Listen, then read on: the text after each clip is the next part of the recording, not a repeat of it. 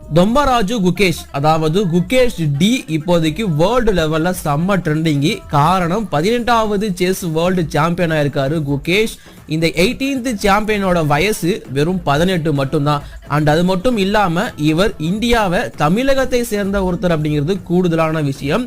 So இந்த குகேஷ் வெஸ் டிங் லிரேன் already முன்னாள் இருந்த சாம்பியன். சோ இவங்க ரெண்டு பேருக்குமான வேர்ல்டு செஸ் சாம்பியன்ஷிப் அப்படிங்கிற அந்த ஒரு பேட்டில் தான் போயிருந்துச்சு.